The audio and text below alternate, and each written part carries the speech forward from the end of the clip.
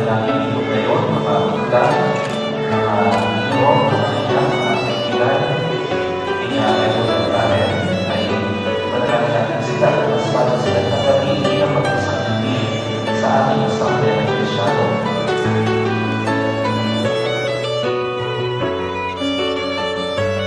Kaya kung babasa ito, pag-ipagpalito pang aming sakiti si Edward, talagang kayong pagkakapalit ng pagkikuran ng aming buhay. Opo, Father.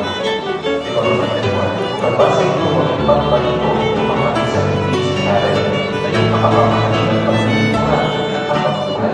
Opo, Father.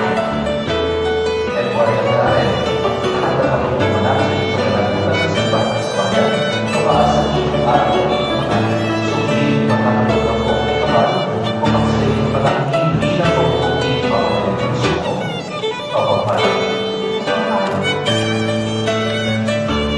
po Edward at Karen, sa harap ng Diyos at ang kanyang sambayan pagkalapin ninyong mga malay at malay ninyong hindi mag-iban sa kalalasang Panginoon ng kasama.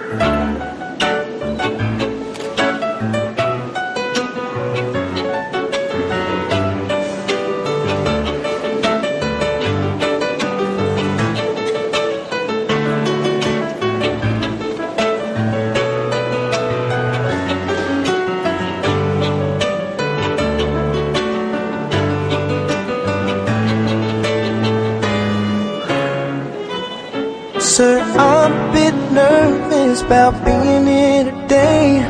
Still not real sure what I'm going to say. So bear with me please if I take up too much of your time. See in the box is a ring for the oldest. She's my everything, and all that I know is you could be such a relief if I knew that we were on the same side. Very soon I'm hoping that I can marry your daughter and make her my wife. I want her to be the only girl that I love for the rest of my life, and give her the best of me till the day that I die. Yeah, I'm gonna marry a princess and make her my queen. She'll be the most beautiful bride that I've ever seen. Can't wait to smile when she walks down the aisle on the arm of her father, on the day that I marry your daughter.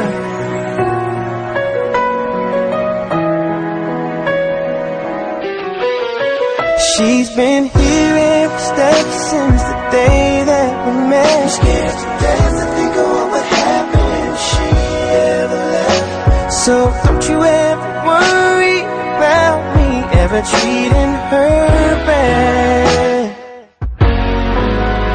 I've got most of the best done so far. So bring on the better ones. And till death do us part, there's no doubt in my mind. It's time, I'm ready to start. I swear to you with all of my heart, I'm gonna marry your daughter and make her my wife. I want her to be the only girl that I love for the rest of my life, and give her the best of me till the day that I die. Yeah, I'm gonna marry a princess and make her my queen. She'll be the most beautiful bride that I've ever seen. I can't wait to smile as she walks down the aisle on the arm of her father, on the day that I marry your daughter. The first time I saw her, I swear I knew that I'd say I do. I'm gonna marry your daughter and make her my wife. I want her to be the only girl that I love for the rest of my life, and give her the best of me till the day that I die. I'm gonna marry a princess and make her my queen. She'll be the most beautiful bride that I've ever seen. I can't wait to smile as she walks down the aisle on the arm of her father, on the day that I marry your daughter.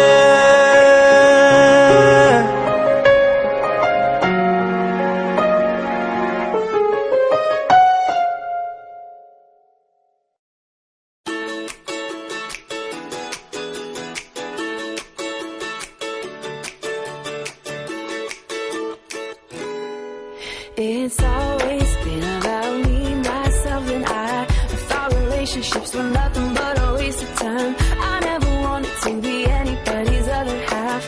I was happy saying I don't love it wouldn't last. That was the only way I knew till I met you. You make me wanna say I do, I do, I do, do, do, do, do, do, do. Yeah, I do, I do, I do, do, do, do, do, do, do, do. 'Cause every time before it's been like maybe yes and maybe no. I could live without it, I could let it go. Ooh, what did I get myself into? You make me wanna say I do, I do, I do, I do, I do, I do. Tell me, is it only me? Do you feel the same? You know me well enough to know that I'm not playing games. I promise I won't turn around and I won't let you down. You can trust I've never felt it like I feel it now. Baby, there's nothing we can't get through.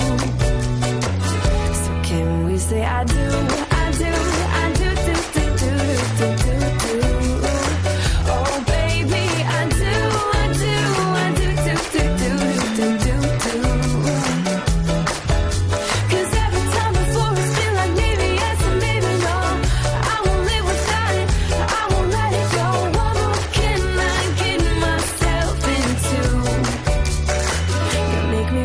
Say, meet my family, how's your family? Ooh, can we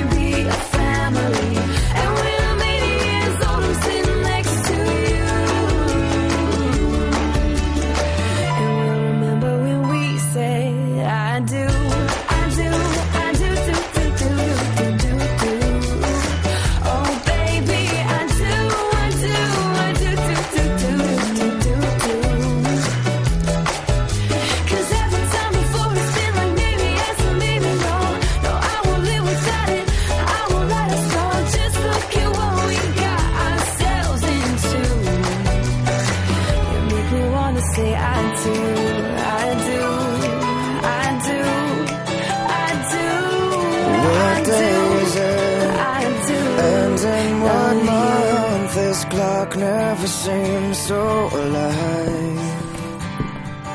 I can't keep up, and I can't back down. I've been losing so much time.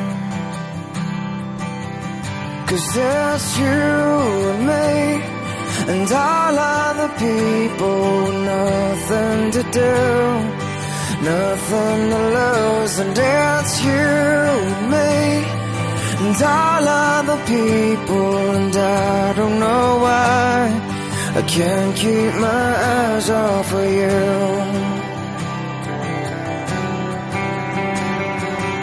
One of the things that I wanna say just aren't coming out right. I'm tripping on words, you got my head spinning. I don't know where to go from here. 1, 2, 3, 1. 'Cause it's you and me, Ayun ang and maragdasan ka. all the Baka wala kayo nabubuntog na daw sila. nothing to do, nothing to prove. And that's you and me, and all other people, and I don't know why I can't Thank you keep so my much. eyes off of you. Something about you now I can't quite figure out. Everything she does is beautiful. Everything she does is right. 'Cause there's you and me, and all other people, nothing to do, nothing to lose. And it's you and me, and all other people, and I don't know why I can't keep my eyes off of you and me, and all other people, nothing to do, nothing to prove. And it's you and me, and all other people, and I don't know why I can't keep my eyes off of you.